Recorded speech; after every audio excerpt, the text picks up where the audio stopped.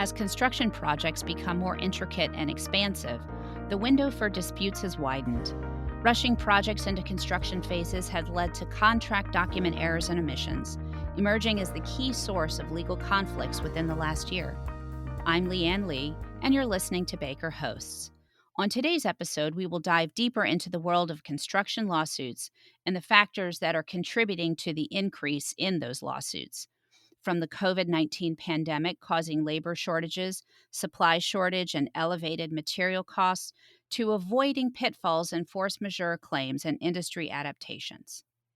Joining us today is mcortez. Michael specializes in representing real estate owners, architects, contractors, and energy companies in complex commercial and industrial construction projects. He has extensive experience negotiating construction contracts and is a frequent author and speaker on construction law topics.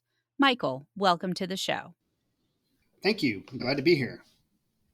So, to get us started, according to the Arcadis 13th Annual Construction Disputes Report, the average value of a construction dispute has doubled between 2016 and 2019, culminating in $42.8 million by 2022. What are the key drivers behind this dramatic escalation? Thank you for that question. Yes, the report itself, I think, is a really valuable tool for construction and real estate industry participants. It really kind of shines a light on kind of what's going on in the industry, and I find it extremely valuable. In fact, when I used to teach at the University of Houston, I taught a class in construction contract administration, and we would go through this report every year because I think it does have really good tools and lessons for everyone to kind of pay attention to as to the pulse of the industry as to what's going on in construction and disputes and how to get around those and how to really navigate them. The title of the report in and of itself is called Embracing Change, and it uses the phrase, quote unquote, new normal. And we've heard that term a lot during the pandemic and post-pandemic. And I think this is really reflective because this report is the first one that really reports on what was going on for projects that were either in the middle of their building process or had just started during the pandemic. So it really is an interesting report. And as you mentioned, the value of the reports is actually the highest it's ever been recorded in the 13 years of this report. And it's an increase of 42%, which is pretty significant. In fact, I was just reading a headline the other day about and I'll quote it. It says, multifamily developers experiencing construction delays spiked to 90% in Q2 of this year. And I had to read that headline a few times to make sure I was reading it correctly, but that's what it said. And I think these are just things that we're going to continue to have to grapple with moving forward. And, basically this roller coaster ride that we've been on, during COVID is not over. And so this is really reflective of the new normal that we keep talking about. And in fact, the key drivers that you mentioned or asked about are cited in the report really directly. The overall dispute causes: number one, errors and omissions in contract documents; second, owner, contractors, subcontractors failing to understand and or comply with the contract; and three, poorly drafted or incomplete or unsubstantiated claims. So kind of what's driving all that? Well, and we'll talk in much more detail later on, but essentially, it's an increase in owner expectations. Basically, faster jobs on budget. That's what I mean by owner expectations. And just like everybody else, another key driver is inflation and supply chain issues, late deliveries of materials and supplies, and also the increase in cost of those from the time they're ordered to the time they have to be paid for or brought to the job site. And just to kind of emphasize, the failure to understand the contract is, I think, a really key point.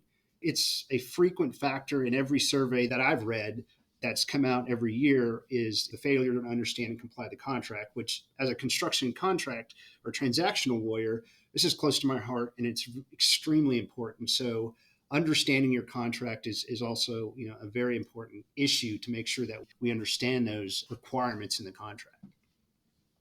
Okay, great. So you mentioned speed. So how has the race to expedite construction projects and manage costs led to an increase in the frequency and impact of construction lawsuits?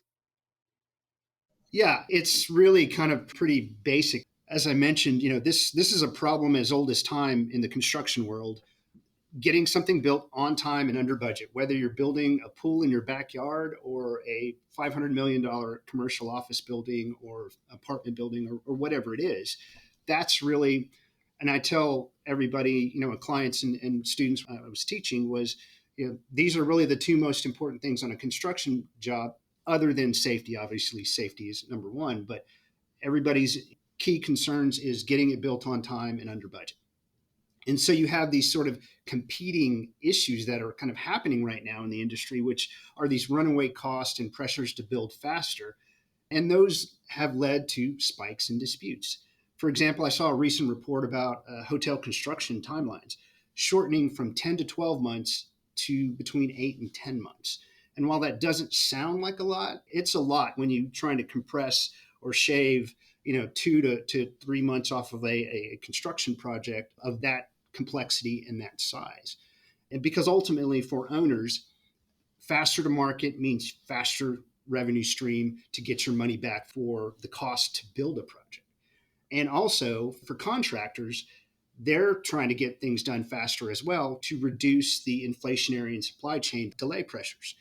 During COVID, I remember when I had clients calling me about this, a lot of contracts got put on hold thinking that, okay, well, this is, I remember when COVID first came out, it's like, oh, it's going to be 2 weeks. Well, it ended up being 2 years. But at the time, people put projects on pause thinking that, well, if we just wait this out, well, it just got worse. And so people kind of learned, I think, from that lesson of, well, waiting is not going to really solve the problem. It's just going to make it worse. So that led to more of a mindset amongst owners and contractors of, no, we just got to go faster. And so I think that's part of this race to expedite and try to manage this sort of perfect storm, quote unquote, of inflationary issues, supply chain, and all these other things that have happened in the industry over the past 2 or 3 years. And in fact, in the report, it cites that 30% of projects report impacts due to price escalation or inflationary pressures, as well as supply chain.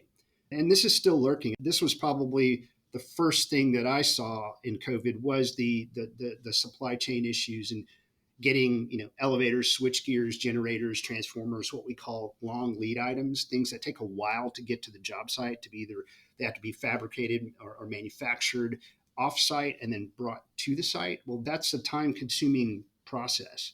And in fact, during COVID, I also recall I had a client who's building a multifamily apartment building. And the last thing usually to go in apartment buildings is the cabinetry. Well, they had special ordered these cabinets from Italy. Well, Italy was already locked down. And so that really caused an issue of trying to get these cabinets or getting an alternative source for these cabinets to get the project finished, because literally that was one of the last things to get the project done. So that's really kind of the nutshell of how all these pressures and time pressures and costs and delays kind of have spiked the lawsuits and disputes around all these issues. That's really interesting. Let's dig into that a little bit more. So, we know COVID-19 has been a catalyst for construction disputes through supply chain disruptions, higher material costs, and labor shortages. So, how have these challenges triggered disagreements among landlords, developers, contractors, and subcontractors? Great question. That's really kind of the ultimate issue as to the disagreements. How do they get there? Disagreements can take many forms in the construction industry. It doesn't necessarily have to lead to litigation. It usually just is disputes over change orders, disputes over costs, and disputes over delays and things like that, that kind of slow down the process, but it doesn't necessarily lead to litigation. It can and sometimes does. But, like for me, my goal is to prevent the litigation from happening. And so, and they're very common. Disagreements are common on construction projects. That's really never going to change. It's just kind of the nature of the beast, so to speak. But really, what you do about them in real time determines the impact on your construction projects. And so, while COVID issues are waning somewhat, however, as of today's recording, there's been an uptick in COVID cases going into the fall. And so it's just, I think this is going to be an annual kind of thing that we're just going to have to deal with as far as COVID, at least the specific issues with COVID. And there's been a lot of legislation and things in different states that have attempted to deal with this in context of the construction industry. But you have, in addition to COVID, you have other issues that have arisen post-COVID that are also kind of impacting or increasing these disagreements that we're having to kind of deal with. You have environmental concerns due to climate change and changing building methods. A lot of owners in counties and cities and certain jurisdictions have sustainable building methods requirements and things like that. ESG concerns and requirements and issues that have to be addressed in the contract as well as in the actual procurement and construction of the project. You also have other issues like modular building, prefabrication, 3D printing, those sorts of things. All those things are kind of coming into play and leading to different ways and challenges in building projects these days. Not only that, then you have the continuing pressures of price escalation and supply chain issues, but you have this force majeure claims continue to trigger disputes. That was probably one of the most common questions in 2020 and 2021. I almost got calls on that on a daily basis. What is force majeure? How do I address it? Are we permitted to have force majeure? Is it implied in my contract? Is it not implied in my contract? It's a very sticky question, depending on which jurisdiction you're building in or you're governed by. That's a continuing issue that I think will always kind of be around. And I think that's COVID really challenged us in the construction industry to really address that properly and specifically in your construction contracts. So, for example, why all these have triggered disputes, this perfect storm that I keep talking about, is really how these issues are or not addressed in your contract or your design contracts. As I mentioned, who pays for the price increases? If the price goes up, do you allocate that risk? Does one party take on that risk, or is there some sort of mitigation efforts to try to balance those risk, allocations of the price? And as I mentioned, what is or is not a force majeure? I've negotiated that till the cows come home, as we say in Texas. The force majeure is really important, not only to say what it is, but also what it's not. Because the short story is in most states, force majeure is defined really by what's in your contract. There's very few states that have kind of an implied force majeure. So you have to be really careful about that. And what happens if there's a shipping delay? Who's responsible for ordering the items and when? As I mentioned, the long lead items. When, who's responsible for ordering those and who should bear that risk? Increased pressures to finish faster, like I mentioned, is also increasing a spotlight on liquidated damages. That's another thing that has really been triggered by all this, is disputes of liquidated damages. And what are those? And essentially what those are their cost or per diem charges that a contractor is charged for finishing a project late. That's kind of the real short answer as to what liquidated damages are. But they're also very misunderstood. How much are they? How should they be calculated? And when is a party responsible or not for liquidated damages? That issue has really been triggered by all these issues that have been come up during COVID is liquidated damages. I'm seeing more and more disputes about liquidated damages. So the bottom line really is your contract needs to address as many of these potential and likely sources of disputes. Otherwise, it just becomes a dispute that you have to deal with while your project is being built. And that costs, as I mentioned, time and money. And so how you address those in your contract, to me, is really key to trying to prevent these issues from triggering disputes. Great. So let's switch gears here for a second. As construction projects become larger and more intricate, the space for disputes has grown wider. So, how can stakeholders effectively manage these complexities and mitigate potential conflicts?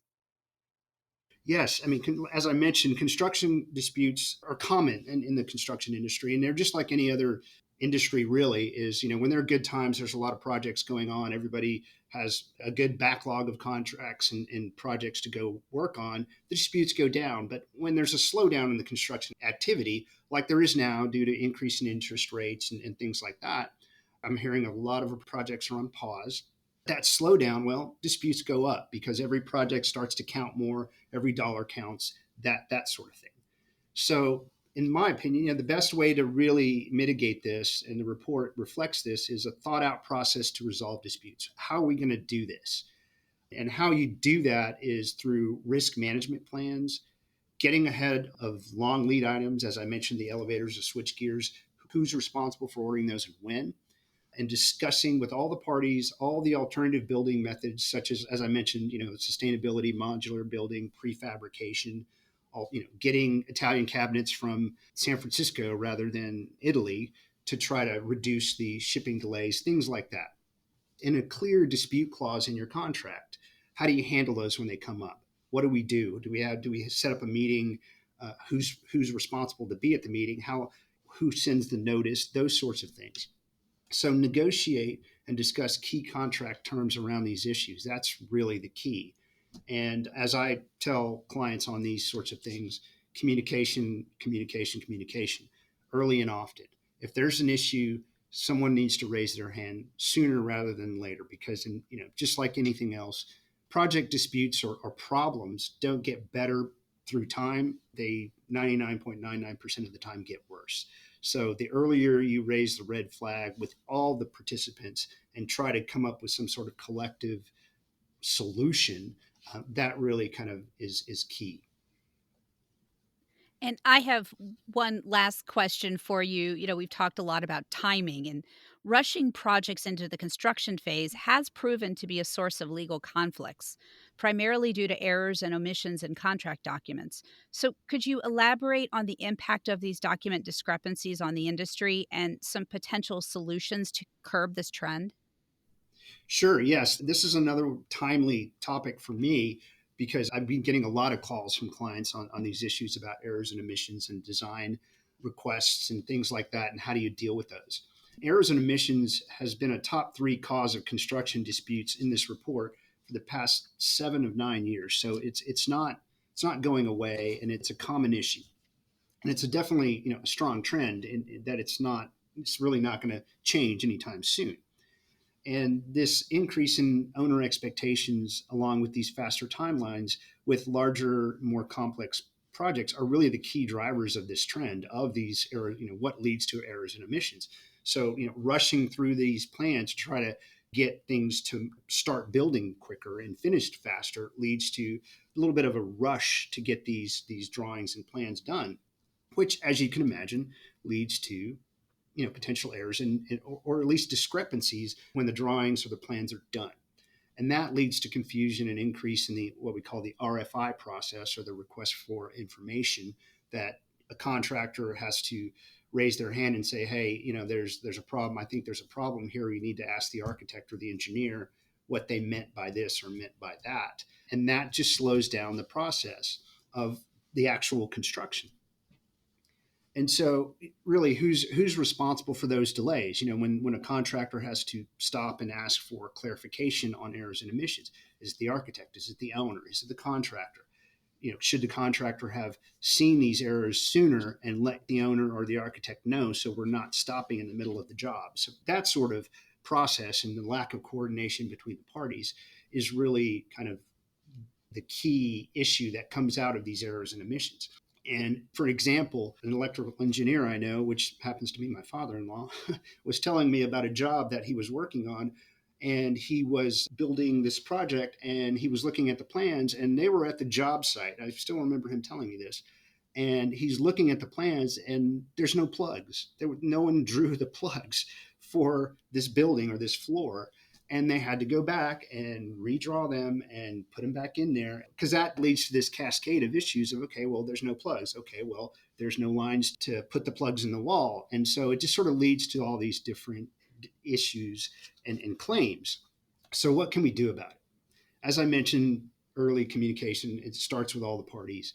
And as the report says, the three most effective claim avoidance techniques are: number one, risk management program, which we've talked about; number two, contract and specifications reviews; and three, constructability reviews. And all those really, to me, are almost the same thing, because they're really, to me, about the parties getting together and coordinating as much as they can to get to reduce at least the amount of errors and omissions.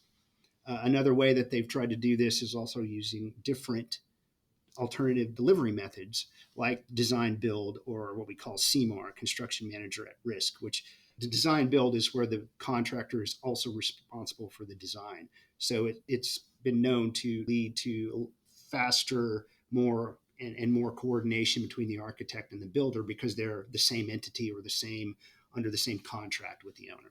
And CMAR, the construction manager at risk, the contractor is more involved in the design process than the normal construction method. And lastly, there's also, very important out of this survey, they cited three most important factors in mitigation or early resolution of disputes is one, the owner and contractor willingness to compromise.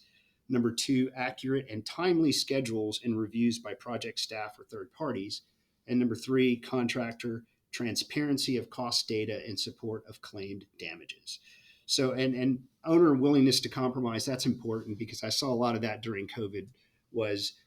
There was a lot of things that weren't addressed in the contract. Obviously, the projects that were going on during COVID didn't have COVID in their contracts. So it just took some willingness from both sides to, well, the contract doesn't say this, that, or whatever, but we need to try to figure out a solution to this problem. So there has to be some willingness on both sides to kind of bend a little bit or compromise. And I do strongly agree with that I think that's a really important way to mitigate and come to an early resolution of problems is to do that. So for me, the bottom line of all this is draft and negotiate better contracts that fairly allocate risks. So in other words, who should bear the risk? And address as many of these as you can that we've talked about today in this annual Arcadis report. And as I tell clients, the best insurance is an adequate investment of time and money up front before the shovel hits the ground. Review the plans, come up with a risk management plan, dispute process. And as I mentioned, negotiate and come up with a fairly balanced contract with your internal or external lawyers. It's worth that investment to try to reduce the amount of disputes that you're dealing with during a construction project. Well, this has been great. So much to think about. Thank you, Michael. And if you have any questions for Michael, his contact information is in the show notes. As always, thanks for listening to Baker Hosts. Comments heard on Baker Hosts are for informational purposes and should not be construed as legal advice regarding any specific facts or circumstances. Listeners should not act upon the information provided in Baker Hosts without first consulting a lawyer directly. The opinions expressed on Baker Hosts are those of participants appearing on the program and do not necessarily reflect those of the firm. For more information about our practices and experience, please visit bakerlaw.com.